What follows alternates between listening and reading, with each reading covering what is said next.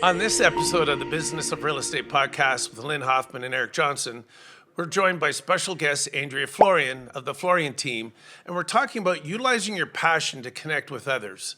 In this world where we're all talking about AI and technology, sometimes it's all about the connections you make with real people having real conversations, and that's what today is all about.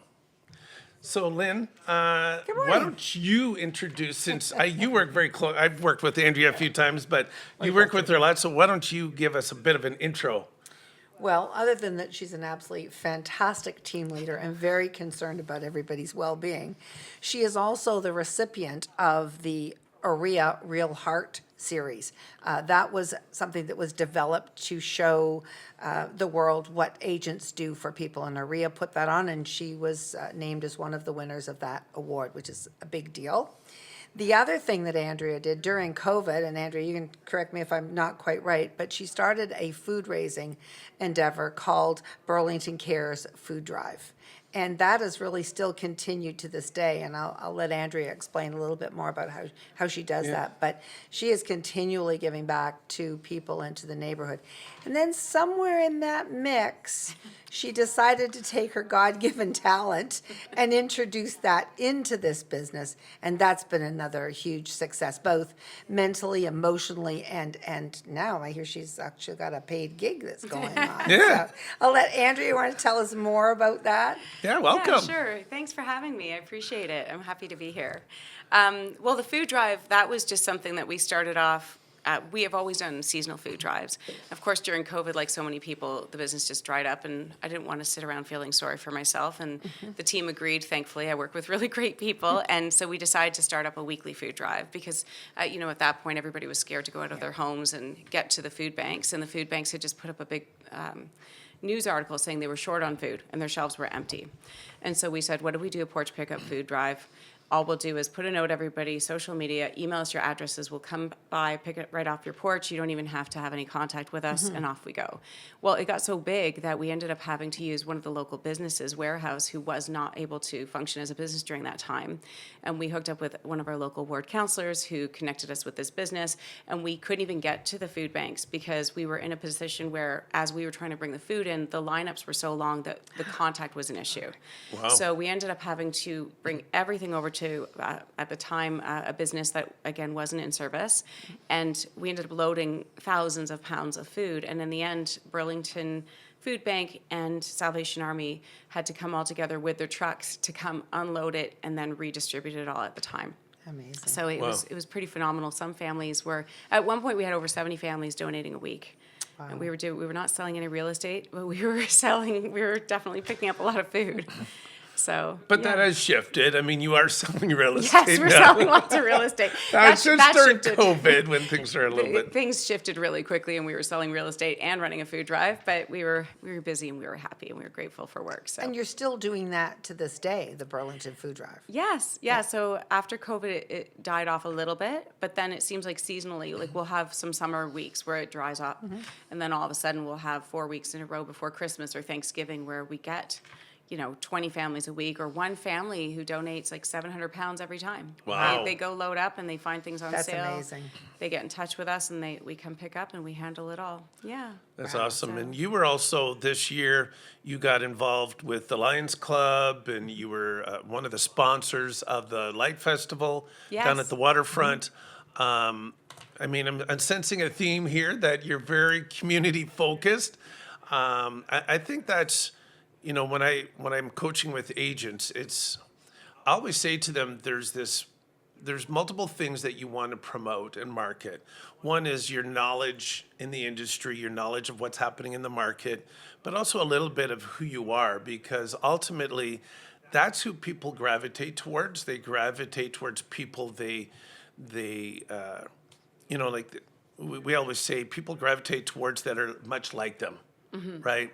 And so people want to know that you care, that you're not just in it for the money, right? And you've definitely shown that.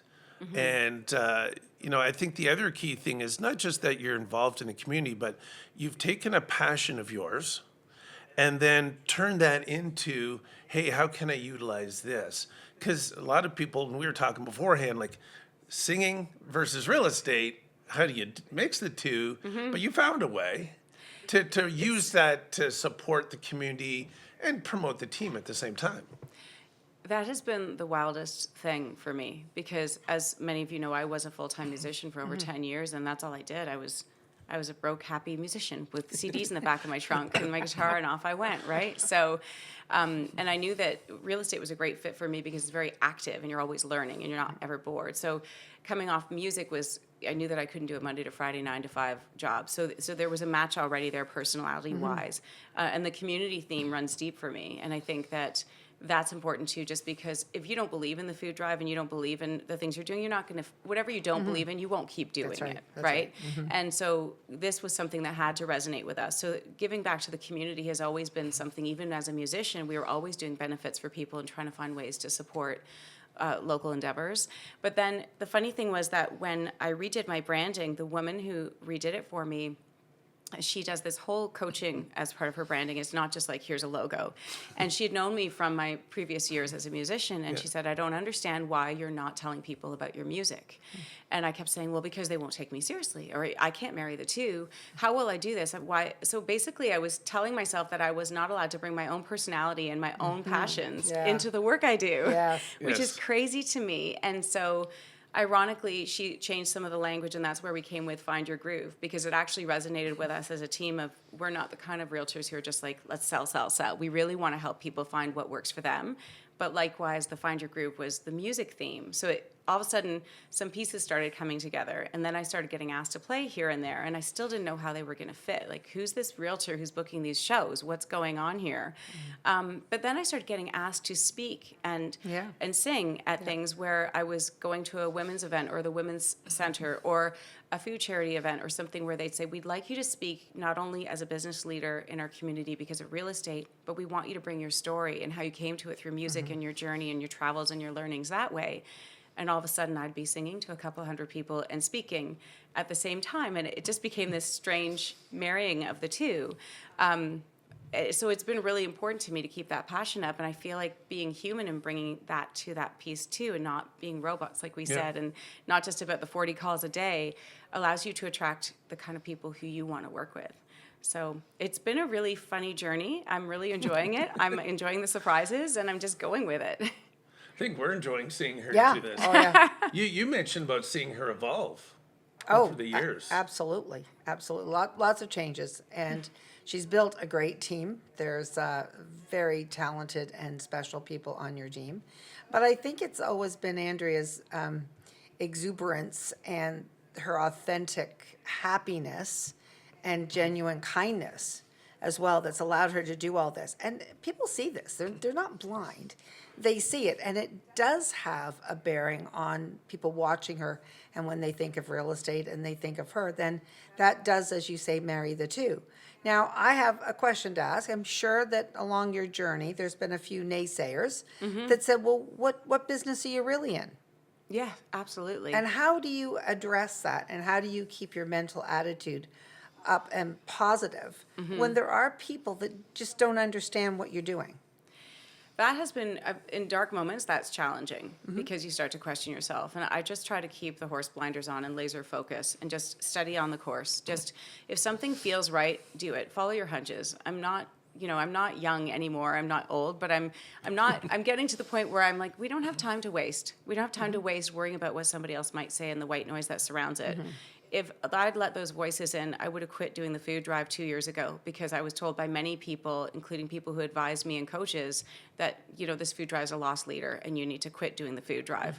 But I just thought, we promised we would keep showing up, and this is what we want to do. And it feels good as a team, and it feels like a team building piece too, and it feels like a conversation. It's a lesson in gratitude. It's so much more that feeds us as well as a team. And how can you be a leader in your community and then complain about the economy and then complain about the community and then not give back within your own community? Right. So as a sidebar, we don't hire a virtual assistant ever because I don't believe that we can complain about the economy and then turn around and hire somebody overseas on the cheap and then say, well, our economy's suffering. Well, it's going to hurt me a little bit more, but I'm going to pay somebody local who lives and works and buys in my community. Right. And that's how I'm going to give back. And I can sleep at night with that. So I just decided that it was just going to have to be that the people who wanted to work with me and believed in what I was doing would show up and would find me and would appreciate the food drives and would appreciate the tree planting and the Earth Day cleanups and all the things that we do. Yeah. And there were a few years where there was a dark space where we thought, you know, what are we doing? Here we keep showing up. And then all of a sudden we started getting phone calls. It turned. And I'm not interviewing another realtor because you do the Earth Day cleanup in our community. And so you're our realtor and that's Right. that. They didn't Right. even question my fees. They No. made sure I presented well to them and that I showed them our value. But there was no question in their mind who they were dealing with. And some of them were surprises, and some of them were people who had been on our food drive campaign for years. And the same with the singing. I think even some realtors and coaches were like, what are you doing exactly? And I'm like, you know what? Life is short. I don't know what I'm doing. But then I started getting involved with the Lions Club, and I had people saying, you're doing so much work in this Lions Club. It's almost like a full-time job. But it feels so good to be there. And the people that are there want to give back. And I can go in exhausted on a Tuesday night meeting, and I come back with so much energy. And then all of a sudden, I am, by chance, meeting other people. So if you go in with the right intentions of, I'm not here Yes, to sell, I'm here to yes. be present, then the rest of it will unfold. Yeah. That kind of, if you build it, they will come. Yeah. And that saying is, don't chase the money. If you do the activities, if you do the things and they're authentic to who you are, whatever those things are, that will come. Absolutely. But you can't quit. You just have to keep doing it and work through the naysayers and the coaches that are naysayers too, and say, well, you're not focused on your business. Real estate isn't a business about just focusing on that. It's about a lot of different things, a 1,000 points of light to come up with who you are and how you're perceived and projected. It does take time. It takes persistence, but you've really done a terrific job of that. And it's because you've let people see who you are. But you guys are always telling us that. Sorry, I interrupted. Yeah, no. But you're always saying at the end of the day, with all the AI and the tools Yeah. and everything, those are tools for us. But at the end of the day, it's a people It's a business. people, it's It always, is. and it's always going to be a people Yeah, business. I always say Yeah. build relationships. The money will follow. Yeah. So you just, because that's all sales is about relationships. It's building relationships and finding what people need. And as we said, people like doing business with other, like people like them. And I think the other, I remember this saying I heard a long time ago was, you can either be part of the problem or part of the solution. Solution, And yeah. you've chosen to be part of the solution, right? And the other thing I look at is there's so many different personalities out there. So as we're trying to find those that number one, I need to have certain core values as a person. And so I need to have teammates that resonate with my core values. And I'm also looking for clients that resonate with my core values. And so when you are yourself, when you're genuine, you've heard me use that word before, being genuine, is that's when people see who you really are. And as I say, I'm not the right coach for everybody. And those who say, you know what, I don't like your approach, that's fine. We're not going to be a good fit. So thank you for letting me know. And then the others that you're just the right person that I want. Let's work together. That's when you find you start working with people you enjoy working with, There right? you And are. I would say you probably are a lot happier with the clientele you have now versus say when you first got into the business, because I'm sure it was a big mix. You start to get a lot more discerning. You start to say, wait a second, this isn't about me being desperate, wanting your business. I don't think that, we are either a match, like I'm not the right person for you, or I just don't have a good feeling. Right. And I'm allowed to say no as well to that. And so I want to be acclimatized to the people that I'm working with. So, and that involves being good at what you do and having more leads, obviously, and having a pipeline of more people, which comes. But I had to laugh the other day in the kitchen at Oakville. I was listening to one of my agents, and she was saying that she was doing a CMA, but she said, these folks don't understand. They think they're interviewing me. I'm interviewing them. And that comes from a good place. That comes from a place where you know who you are and you know your values, and you're not going to let work for or give them the privilege of your help if they're not of the same core values as you. And everybody should understand they don't have to work with those people if they don't want, because it's terribly Yeah, terrible. It's draining, on the soul. I want to ask you one other question though. You've been doing recently a lot of work with the city going to a lot of city planning meetings and so, things like that. And that's another aspect that you've brought to your clients and the people who surround you. You're being able to tell them more about what's actually going on, what the planning looks like, what the density of the area looks like, how it's going to change things. So do you want to add a little bit of that you're also doing? Well, I feel like if you're going to work, I love the idea of working with a local realtor because those people know the heartbeat of a city, especially if you're planning. They should. They should know what's going on. And so it doesn't take a lot of energy to, I mean, we're busy. I get it. Everyone's busy. But attending a few meetings and being a part of the conversation and even just booking a coffee with your local ward counselor as a community member in a small community like this is not hard to do. And they're happy to speak with us and tell us what the long-term plan is for how wide Appleby is going to be. And is that a 25-year plan and why? And is there going to be heavy transit on there or not?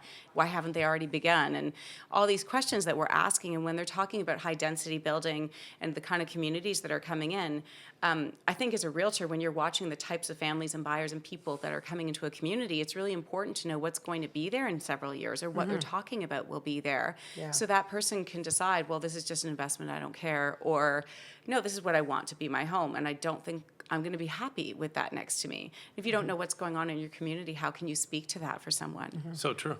Yeah. Very true.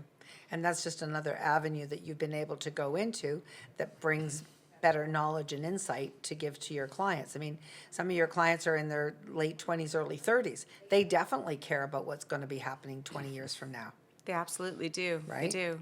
And for the seniors that are moving in, Yeah. they know that they can't wait for trees to go in the newer areas. So they want to move into something that feels good now. So you need to know what you're dealing with, That's or all. at least know where to point them in the right directions if you don't have all the answers, right? Exactly, exactly. Yeah.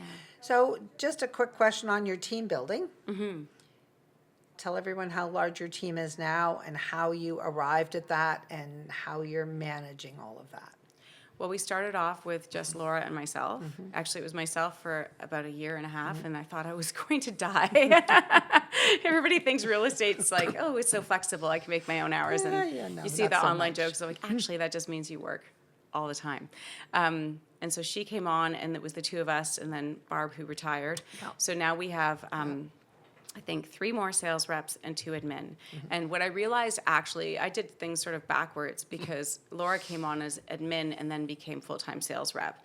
And what I really should have done, but it worked out perfectly for us because there's many ways to skin a cat, Right. is that once we had an admin, I almost needed to go backwards for a year and train that person up. And thankfully, it was a slow year, so it was perfect.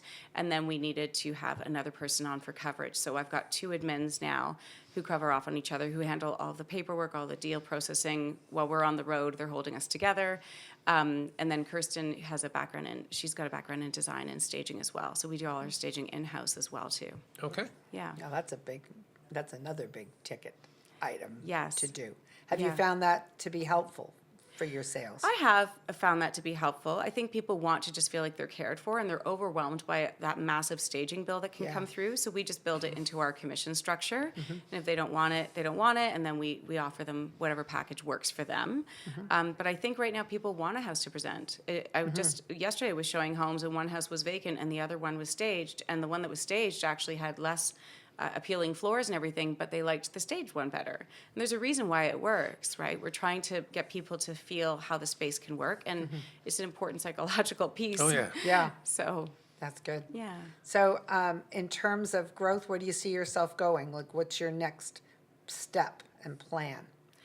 Right now, I want to work on mindfully building the team and leveling them up to a point where they've got the confidence and skill set to also get part of the community involvement where it feels right for them. And so while we're trying to build that on a very gradual basis, no, we're not looking to be 50 or 60 people in a year.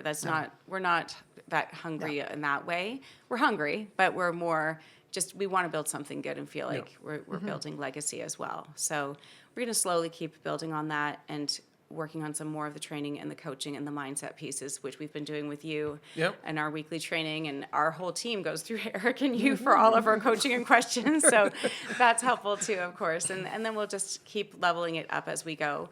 I keep thinking every time I get pulled into too much admin, I end up going, wait a second, I'm missing the people in the sales. So I always end up kind of going back a little bit. So that's the joy about real estate, is that you can shift with it. So just trying to grow it that way. Yeah, And I think that's the key, is getting back into, I got to meet people.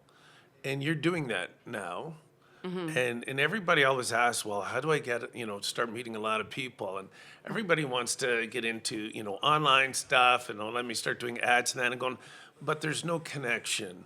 They're still strangers. And, we know it takes so many touch points before somebody will trust you. And I think that's the key for your community involvement is that you've continued doing it. Because I know there's a number of people out there going, okay, everybody says they want to. It's a one-trick pony. They're going to do it once, and then they bail, right? And we see a lot of agents that will try something, right, Lynn? yeah. They'll say, send out 2 postcards. Oh, it didn't work. I didn't get anything, and they quit. But it takes multiple touch points. But when somebody sees you actively out there, because they're I remember a story from this team that was set up an office inside of Walmart. And they were there for months, Yeah. right, manning it. Finally, this cashier comes up to them. I've been watching you guys, and you really seem to be really care, and you do all this stuff. And they're like, this is a part-time cashier. And this was like 10 years ago when back in Milton, like a $1.5 million property was pretty big back Yeah. then, right? Yeah. And she's like, had this one, and they're like, this is a part-time cashier with $1.5 million. But she was watching to see how much they really cared and how they did.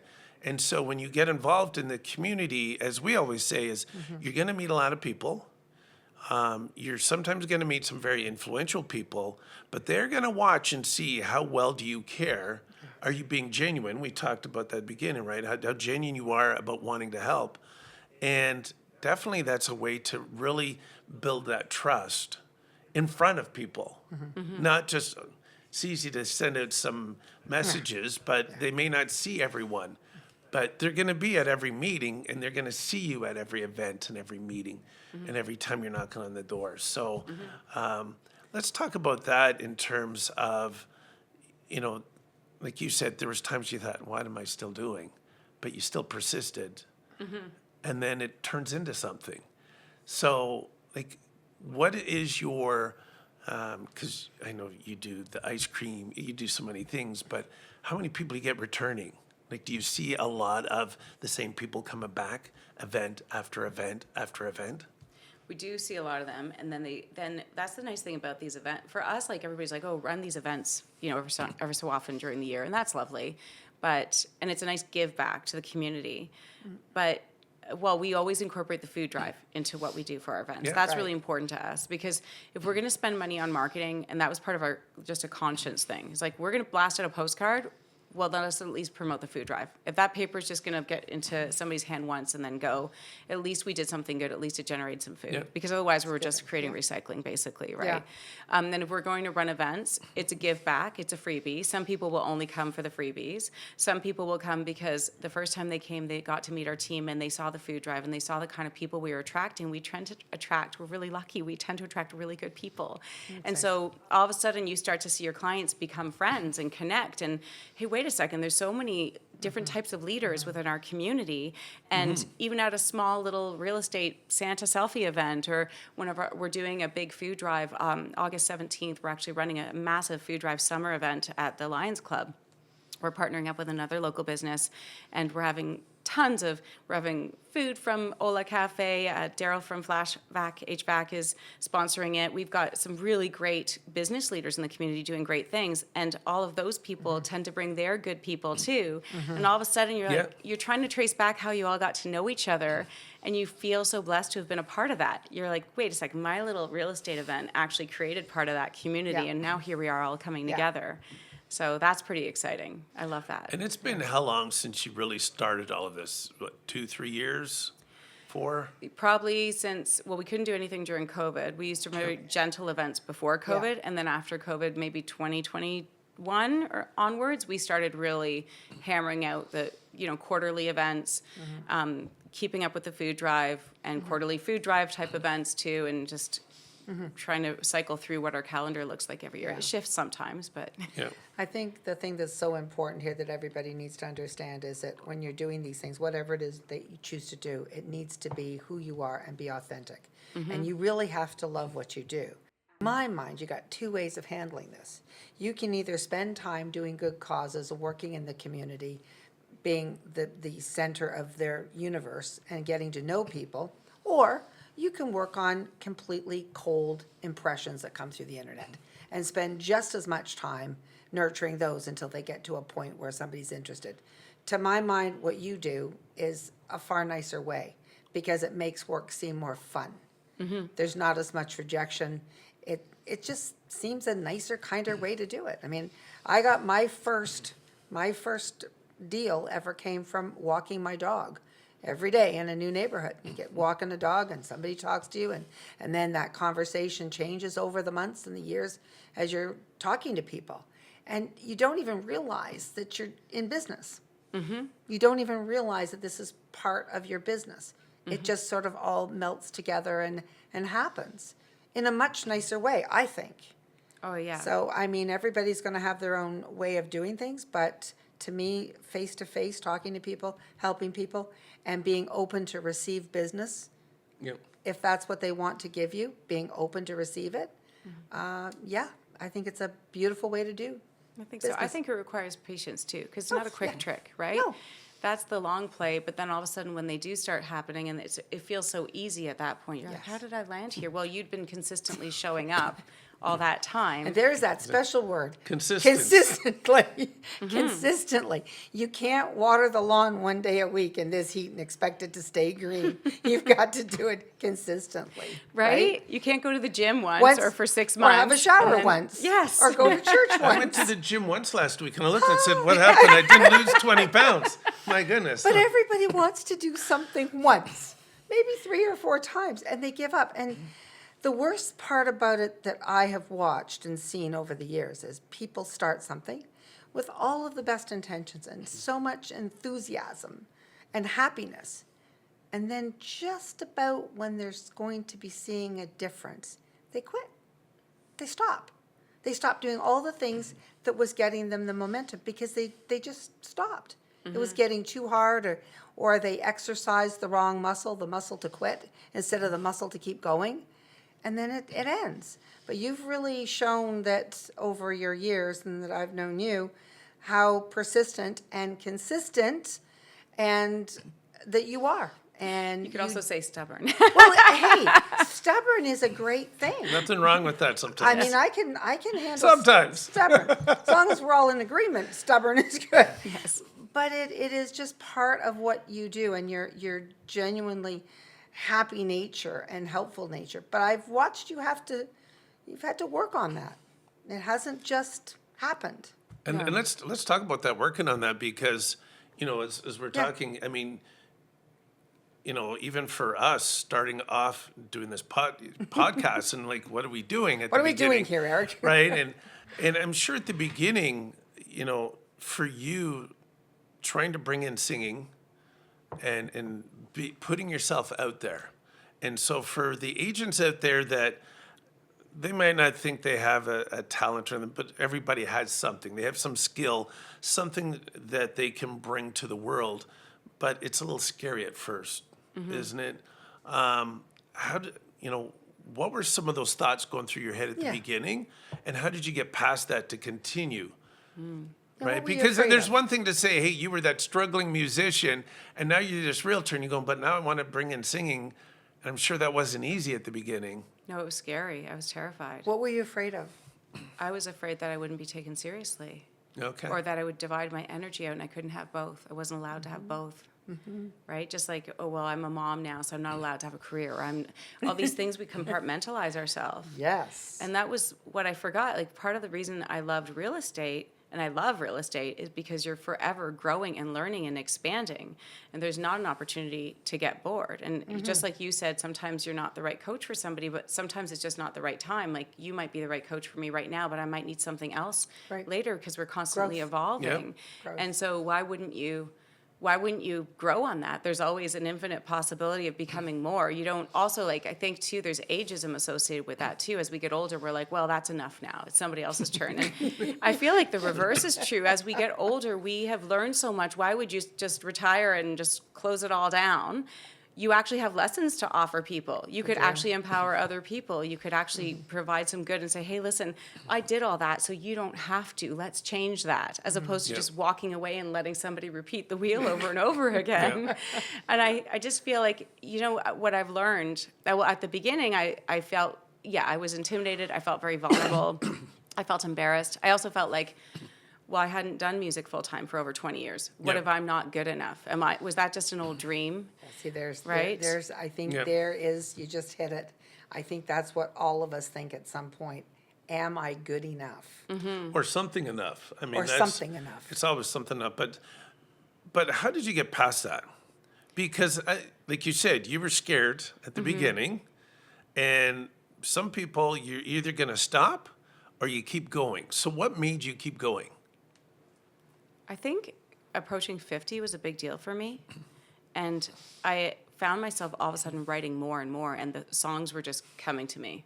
And I just thought, like, why would these songs randomly be landing my plate if I'm not supposed to do something with them? What a waste would that be? There you go. And then I kept meeting people where there'd be these little hints and opportunities where we'd love you to come and sing and play and talk at this. And all of a sudden it made sense for me to speak at this event and sing and tell them my story and how you can do and be anything you want to be. And I could actually say that truthfully from personal experience. And then it was like this little seed that just kept going. And in between, there was definitely imposter syndrome, and there was definitely that ceiling where you're like, whoops, I'm reaching a breaking point. I better go back here. This is comfortable here. I don't want to get past that level, right? Yeah. Because this is scary, because I don't know what's out there, but what if it's amazing? Yeah. So that was just perseverance again, grit and determination. That what if. I remember Brian Yeah. Tracy, and for those that are older, you'll know who Brian Tracy is. He was a big coach back in the 80s, 70s, 80s, et cetera. And he used to say, people would say to him, but what if it doesn't work? He goes, no, idiot, what if it does work? How scary is that, right? That So Marianne what if Wilson it does quote. work? And so that's what Yeah. you said. You went for it. Well, I Totally. think that scares people, because there are a lot of people that kind of self-destruct. And they don't know they're doing it, but they get so far. And then it's like, well, what if this doesn't work? And so they retreat back under the rock. But the scary part is, what if it does work? Because then what? Then how does my life change if it works? How am I dealing with that if it works? And you've got all sorts of things. How are people going to perceive me? How's my family going to, what's it going to change? There's all these things. Like, what if it works is pretty scary to some people. And some people have that imposter syndrome that they don't feel that they're worthy enough of being where they are. But I think, it's human nature to go to the negative. So, and it's interesting because Andrea's in one of my classes right now. We're talking about peak performance. Yeah. And I talk about how, I remember hearing this story of a father. Every day his kids would come home and he'd ask, what did you fail at? And so if they came home and they didn't fail at anything, that was bad. He wanted them to learn that you need to go out and try things, and it's okay to fail. But if you're going to fail fast. And fail big. Right? Like you and give learn it a the shot. lesson. And as when I do journaling with clients, I've done people with mindsets, I'll say, look, I want every night, I want you to journal, and on one page you can write what are all your wins, and then what did you learn? Because it's not a failure as long as you learn from it. So go fail and say, oh, I maybe could have done this or that differently. Okay, then go do it and try it out. What I find interesting with you is you weren't afraid to fail. You went out. Yes, it's natural to want to back off, but you kept doing it. And I think the biggest thing is that, for me, is that you found people that also, embraced that. You found a team that embraced that culture. They may not be singers, but they're out there supporting you and cheering on the team and giving back to the community. And what you've done is shown them that, hey, you got to go out and try. And now they're not afraid to try new things. And I know you've had some challenges with a couple of the team members, but then they're out there trying different things. And one in particular that you and I've talked to her, and where she was trying a couple of things, and finally it clicked, and she gets it. And that's the thing. Like, we all have our personal. Everybody has a different way they handle stress, and real estate is so interesting because it really pushes you. There's no hiding in a closet with real estate. No. You can see it, and as a team leader and even as a member of the team, there's so much trust between one another, and it's so much vulnerability to say, I see what you're doing, or I recognize what I'm doing. And it's easy for me to point out what everyone else is doing, but I have my own stuff too, of course, right? But as you're going through the process, trying to find a gentle way to support and say, but do you see it? And when they finally see it and they go, oh my gosh, I've been putting myself in a cage all this time, and there's so much more out there. And then the excitement and the joy and like the life that comes in when they get it is, I mean, we all go through, we're meant to go through so many stages of that in our life, right? And so in terms of building the team, yeah, that's been really important because I feel like self-development is important to me. So attracting people who are willing and to learn and grow is a must. And, you know, my dad raised us that way. He's always like, try harder. What are the 5 things you failed at? You need to try this. Always pushing us. You don't appreciate that in your parents until you get older. But now I see it, and it's such a gift to be able to say, hey, why would you stay at this status quo for the rest of your life? You need to keep changing and growing. It's evolve or die. That's what it is. You're either growing or you're dying. And that's true. Yeah. You got to keep changing. And that's the difficult part of this whole conversation. Yeah.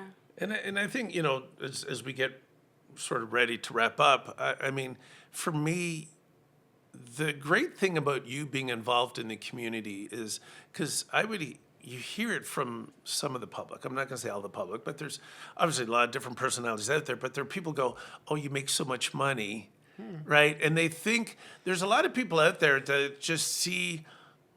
I mean, I think the role of or profession of real estate is not that much above used car salesman in the mindset of a lot of people, but because they think it's all about the money because they're driving all nice cars and, you know, every photo is always, you know, everybody's dressed up and it's like, wow. Glamorous. But I think the idea of, you know, going against that stereotype and saying, hey, look, yes, we do make some money, but we do give back. And you're that person giving back to the community. And that's what there's a lot of people out there in the community that want to see that. There's some beautiful realtors out there You're doing not good just work. out there for the Yeah. business. Yeah. You're not out there for the money. You're out there trying to help legitimately. And they see that. And that resonates. And I think that's huge. And at the end of the day, we are a profession offering professional advice just like any other profession. And there's always going to be good and bad wherever we go. And so I think as a client, you also, as a person, a consumer out there, you need to pay attention to who you're working with. If that matters to you, that person's resonating with the community and giving back, then that's who you should work with. If that person is like all about numbers and investment and that's your personality, maybe that's your fit. I do feel like the whole money conversation is another can of worms because it's very interesting to me. I actually am amazed at how much music resonates with real estate. Is like you'd see somebody on the cover of Rolling Stone or something, and then you'd hear the backstory, and that person was actually dead broke when that vote's being taken. And the perception out there with social media is like we have to put on our best front, and because we want to be professional. And some realtors take it to a whole other level, where for me it's sickening because that's not who I am. And so wish them well, but do what you do, right? And attract who you want to attract. But at the end of the day, it may not have bricks and mortar like some businesses do. I mean, in the case of our team, we rent 3 offices, we have 3 storage units, we have There's fixed, some bricks and mortar. Yeah, there's some bricks and mortar. We may not have a storefront that has a front door that opens with inventory on it per se, but it is a business, and I think a lot of people don't understand and get that. And businesses are leaders in the community, and giving back is important. Well, one of the things that the general public does not understand is that being a real estate professional is the truest form of entrepreneurship that there is. I mean, you don't get paid at all until they have gone through the whole process and accepted an offer, and it is closed, and everybody else is paid. Everything you do as a realtor comes out of your pocket, your time, your energy, your everything, which is not unlike giving back to the community. It's just a similar thing. You give back. You're just constantly giving. Not every transaction you do with people comes to fruition. Not every time you get paid. Yep. But that's not the point. Sometimes it's okay that it didn't come to fruition because it means it wasn't meant for that person. And you're very philosophical with that. You'll often say, well, it just wasn't meant to be. It wasn't the right place. But they're still working with me and I'm still going to be able to help them, but it's not on this place. Instead of watching people freak out because they didn't make the paycheck, it's all in the mindset of how you do this and how you perceive it. But realtors are in the business of giving.